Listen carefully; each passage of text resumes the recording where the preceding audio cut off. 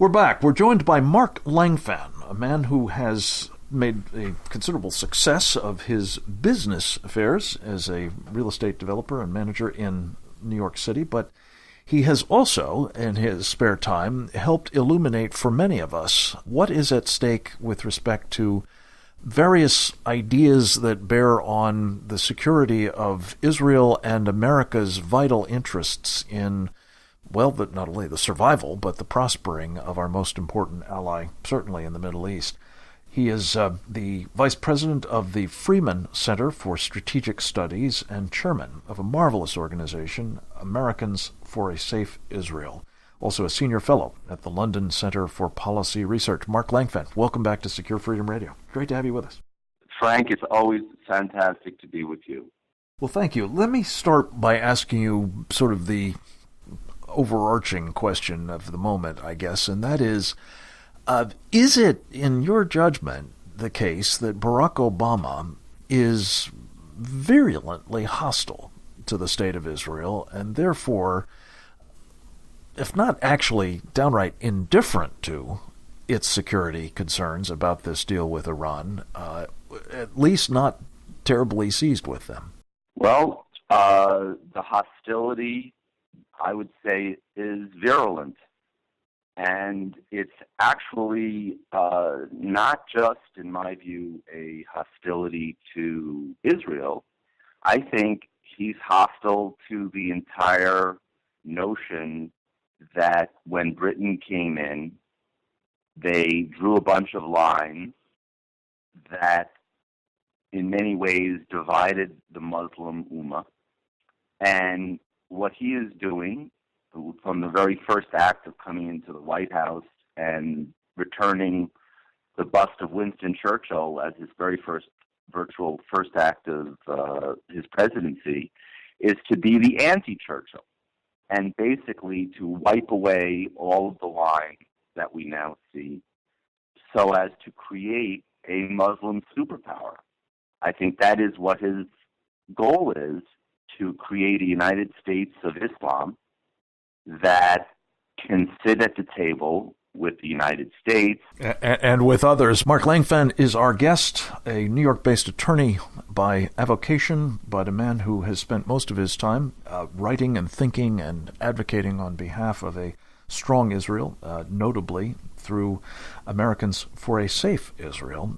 He is also a contributor to and the United Nations correspondent for an Israeli newspaper, Arutz Shiva. And Mark, you were talking a bit about the notion of a Muslim superpower. In this case, it seems the president has set his sights on helping Iran be that superpower. What is the the predictable effect of that for a nation like Israel? Mark Halperin was just describing some of his concerns about what this might portend, but what about yours? Well, the two impediments to this superpower is, number one, Israel, and number two, Saudi Arabia. And so therefore, Obama has done every single thing possible over the past 6.5, 7 years to undercut the security of both of them, so as to weaken every single element that is pushing up against Iran. It's that simple. If that is the case, if that is the practical effect of the Obamabomb deal, do you anticipate that this will, far from, as the president would have it, preventing a war, actually conduce to one, and possibly a thermonuclear one at that? We have a war. There's a war now, in that there is effectively a de facto war between Saudi Arabia and Iran, in Syria, in Yemen, in virtually a hot war in Lebanon. And what he's done is essentially, with his $150 billion or $100 billion infusion of cash to Iran, light a war that is going to first kill many, many Muslims, and then it will eventually lead to a terrible situation for Israel. But that's it.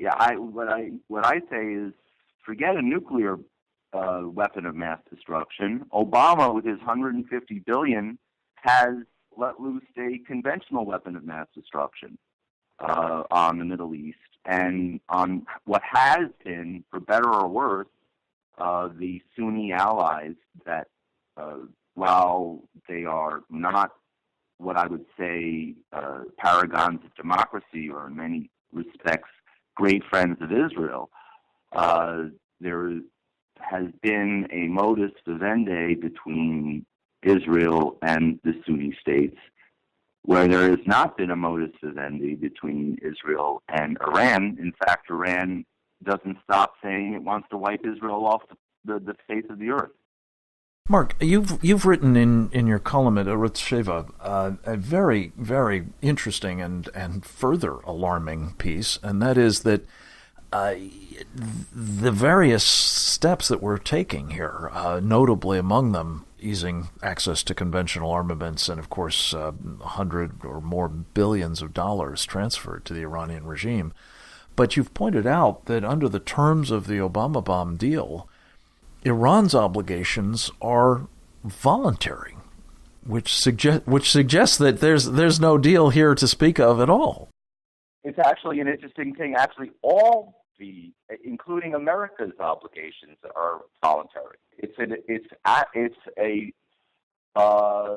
What's going on essentially is they're all voluntary, but Obama is acting like America's quote-unquote obligations are mandatory.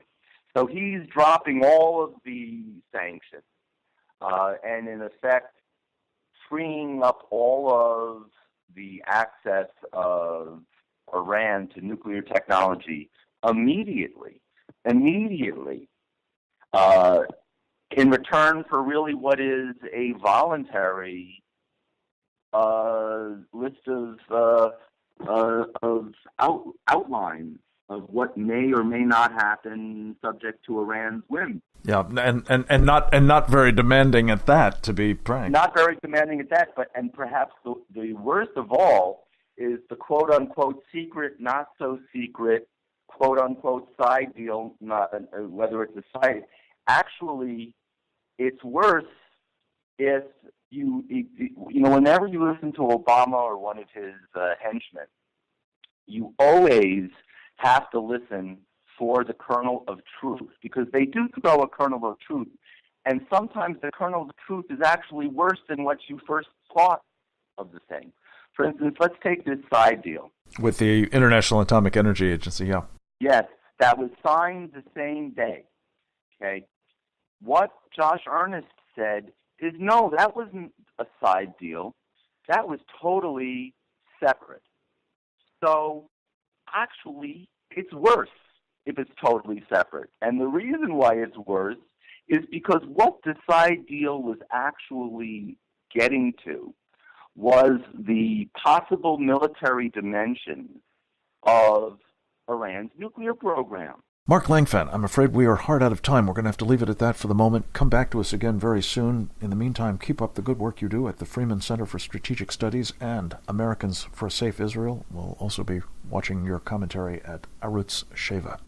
Next up, Seth Cropsey, former senior Navy official, joins us to talk about Chinese imperialism in the South China Sea and what it means for you.